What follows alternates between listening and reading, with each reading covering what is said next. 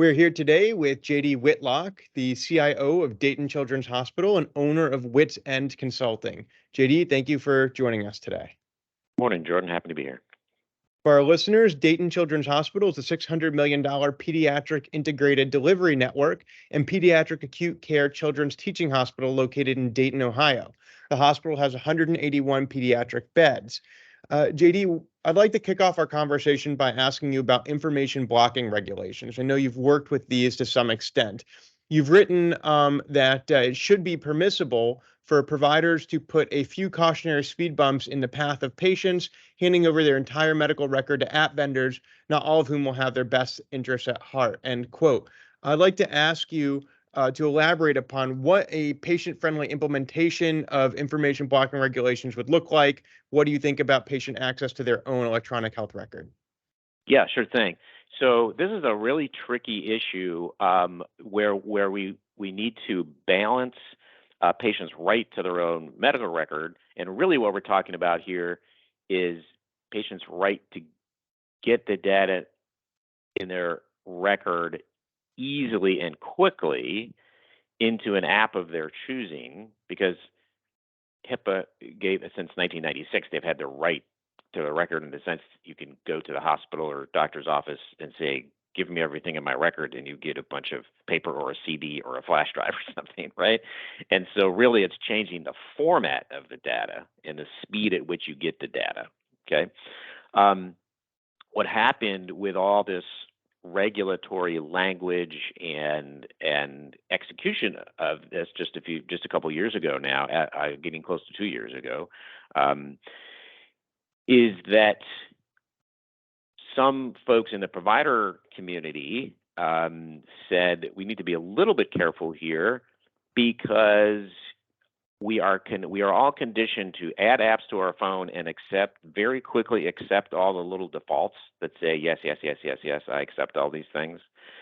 And what you're doing is in this scenario is you can be giving your complete medical record to a company that has built an app that is actually not beholden to HIPAA, because due to the way that HIPAA works, if data is self-released by the patients, whoever's getting it does not have to do all the HIPAA rules. Now, the government is reconsidering some of those rules, but they're not changed yet. And so basically, some of us were of the opinion we don't want to limit patients' access to their own record. We do think that we should caution patients what they're about to do. And so what that looks like in Epic world that I can speak to, because we're Epic customers, I can't speak to the details of how this works with other EHRs. Epic does a nice job of saying, hey, you are about to release this information to this vendor that'll stay a live connection for this long. We just want to make sure that you understand what you're about to do when you click the button at the bottom. That's really all it is. When we say speed bumps, I think it's adding to the patient right, the patient right to understand what they're about to do by releasing this. Now, what's interesting about this is that since these regulations changed about 2 years ago, now this may be different on pediatric side than the adult side. I know there's more venture capital going into more apps on the adult medicine side, but we have not seen a whole lot of people actually use that functionality. So there was a lot of attention paid to how the regs were changing, and then actually not a whole lot of activity there.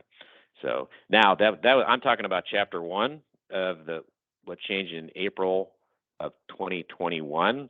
Then there was what changed last fall for the all EHI, which is a whole different story, which would take longer to explain. I don't know if you want to get into that right now or not. How often are HIPAA requests even made? HIPAA requests are made all the time, but very often in the to our HIM department is most all health systems have a HIM department with a release of information process, and then depending on the receiving if somebody is going to some other health system or seeing some other specialist, it completely depends on their capability, right? If that other specialist is on Epic, then it's pretty seamless just within Epic. You don't necessarily have to go get all of that. If they're not, you may still have to get all that on a like a flash drive or something. So JD, you mentioned third-party apps and people just downloading them and clicking through the terms and conditions. I'd like to ask you to speak to what should a CIO of a healthcare delivery system be thinking about when considering integrating third-party apps into an Epic EHR instance within the umbrella topic of digital health innovation? Sure. So most of the time, and this is where the patient right comes in, right? It's the patient's right to download their data into an app of their choosing, whether or not the health system knows anything about that app. So mostly that's what we're talking about here. Now, there's the added complexity in pediatric world of most of the time. Of course, this is a parent or guardian with a proxy rights into the patient's medical record, which, by the way, even complicates the situation more, because if, for sake of argument, there was another, I'm going to use the term Cambridge Analytica, that company that got in trouble a few years ago because their wildly inappropriate use of Facebook data. A Cambridge Analytica-like vendor out there that was taking patients' PHI and then maybe doing inappropriate things with it, did not ultimately have the patient's best interest at heart. Now there's the added complexity of mom or dad made the choice to share junior's medical record, and maybe 2 years later the patient is an adult and somebody else shared their medical record. So the parent has to accept that risk for their kids. So it's very complex. And then you have different adolescent privacy rules, and can be different in different states. So the age of an adolescent's right to kick mom and dad out of their medical record can be different in different states. And so it's very obviously just difficult for EHR vendors to handle all of that complexity. So it gets very complex very quickly. So the quote that I read about the information blocking regulations cited a healthcare journalism, cited an article by Forbes. So I want to ask about healthcare journalism. In particular, I'd like to ask, there are other CIOs of healthcare systems listening to this episode right now. What could they do to improve the way that their story is told at their institution if they speak to journalists, and to make sure that their story is told accurately? Is there anything that CIOs can do to help improve the state of healthcare journalism? That's a good question.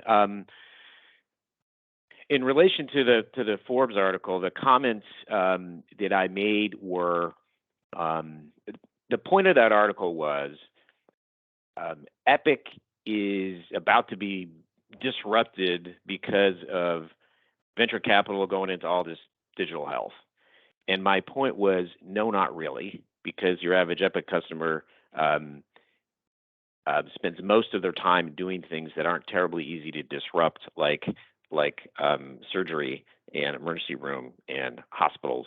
And a lot of times when you turn on the TV and see some new company that wants to treat some condition of yours with a video visit, and then we'll send you a prescription, it mostly falls into primary care. And so that was me just pointing that out. Look, you're always going to have a minority of journalists that are just going for the sensationalistic headline and not digging deep.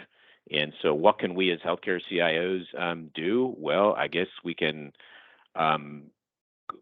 call out some of the worst examples of that when we see it. And by the way, I'm not saying that author, that Forbes article was in that category. I just think they missed a few subtleties there, and I pointed out a few of the subtleties. Yeah. So I'd like to pivot this conversation, move to a new topic that I think may be of interest to our listeners and hasn't been broached on too many other podcasts in the health IT space. And that would be selecting a healthcare enterprise resource planning or ERP vendor. I know you work with Workday, and I know that most CIOs work with some ERP or other. I'd like to ask you to speak to our listeners about what went into that decision and how you leverage your ERP and what lessons you've learned through that process, those processes. Sure. So choice of an ERP and then implementation and execution of an ERP is, maybe probably not quite as important as the same for EHR, but almost as important, right? Mhm. So we've been on Workday for a while. We were actually one of the first handful of health systems that went onto their supply chain Mhm. management module back in 2019. So we're using Workday for almost everything that you can use Workday for. As I understand the market right now, looking at some of the class research data and other sources, it's sort of coming down to either Workday or Oracle.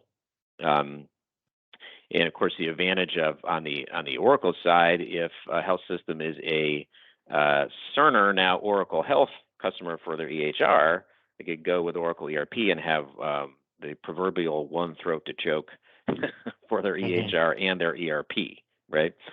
And of course, there's some integration points there too. So one interesting thing that I've noted talking to other CIOs is that in some health systems, they're stuck in neutral on ERP transition because they're having difficulty convincing the leadership of all those different business units, HR, finance, supply chain, that they even need a modern cloud-based integrated ERP Mhm. because it's obviously a massive change management, a big cost, new cost, implementation cost, certainly. And some people are happy with their legacy solutions, and sometimes the benefits are maybe longer term and a little bit harder to communicate. And so that's an interesting dynamic that I've seen.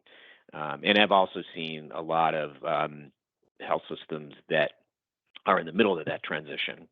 Um, and so yeah, that's just something else that's a vitally important part of a health system CIO's job these days. So, how would you advise a CIO listening to this episode to speak to those individual business unit owners to make their case that it is important to go to a modern cloud-based ERP despite the associated costs and change management issues? Sure. I think this is definitely a case of, shining a light on some of the technical debt out there, which of course you got to be careful with that term because those the leaders not in IT might not even really understand what we mean when we say technical debt. Hmm. It's all the work it's all the effort that the hamster wheel, going on in the background to move data between the systems, to sort of fight with some of the legacy architectures to keep up, up the upgrading. Often these are still on-prem systems. At Dayton Children's, we're a relatively small health system, and I've noticed this same thing for other small health systems where you can actually have your major facilities connected with dedicated fiber, and not traversing the internet. And that is, we're keeping our EHR and other core clinical systems on-prem. Hmm. Okay. Now, if you're a 50 hospital system, by definition, it really doesn't matter where EHR is hosted. It might as well be hosted in the cloud because you have to traverse the internet to get to those 50 hospitals, right? Or Hmm. maybe 49 hospitals if you're data centers, if your data centers at your largest flagship hospital. But um, but a lot of smaller health systems are staying on-prem for the clinical. Hmm. However, it's um, for your ERP, the benefits of going cloud are just it's the normal benefits of going cloud that you don't have to worry about hosting that on prem. One thing I'll say complimentary for Workday is they do, it's one code base, and every 6 months you get an upgrade, and that upgrade is relatively seamless. and they're always rolling out a bunch of new features. The interfacing and the APIs are done well. Those are the things you get out of a modern, built from the ground up software as a service So to ERP. what extent are I'd like to ask about healthcare delivery systems motivations to move to the cloud. I'd like to ask you to balance to what extent the motivations are security, automatic upgrades, not worrying about that infrastructure, purchasing hardware, replacing hardware, versus liability. Hey, if something goes wrong, if there is ransomware, if there is some kind of hack or attack, Yep. that the lawsuits and the legal onus is actually on a third party, whatever that cloud vendor is, as opposed Right. to us. Sure. Yeah, that's a great question. So there's a whole lot to unpack there. So one thing I think we're mostly past, I think in the early days, I don't know, 10 years ago, whatever, some of these the cloud capabilities became available, and we would say, well, we can't put our protected health information in the cloud. The cloud can't handle it, right? We're past that. Look, I mean, the major cloud platforms, they're high trust certified, and come on, let's be honest. Uh, Based on our cybersecurity capabilities of your average health system, that we're getting ransomware. There's somebody's getting ransomware every day, right? In the news, we're not necessarily doing any better there. So that's one thing. Now, in terms of the liability you brought up, which is a very good point, ultimately some of these bigger cloud vendors are also bigger targets, right? So on the one hand, you may not have the same sophistication your cybersecurity defenses at a smaller health system. On the other hand, you're not as big of a target.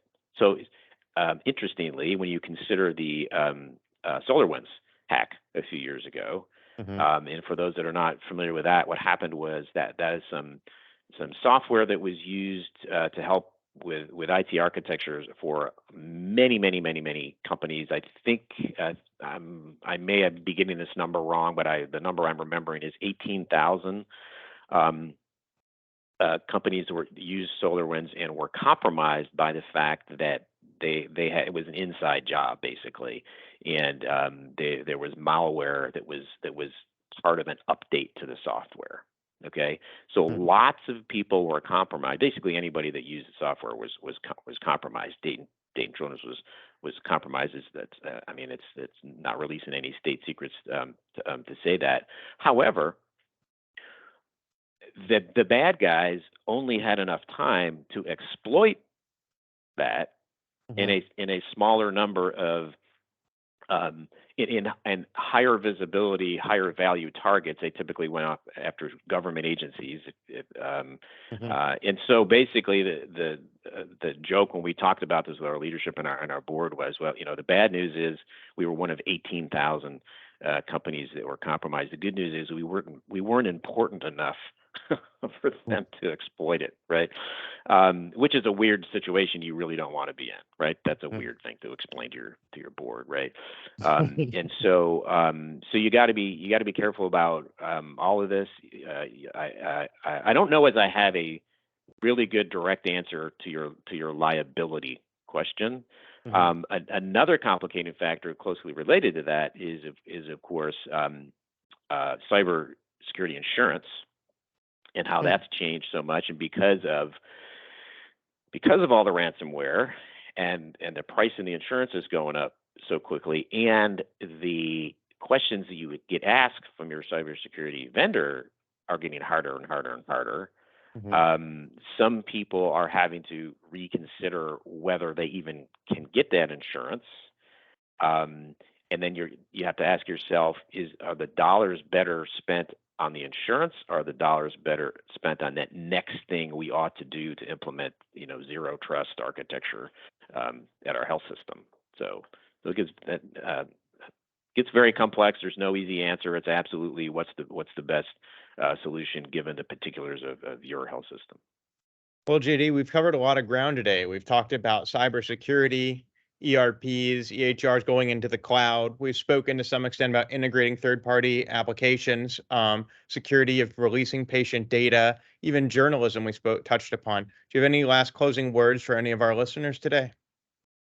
I can't think of anything else. Thanks, Jordan.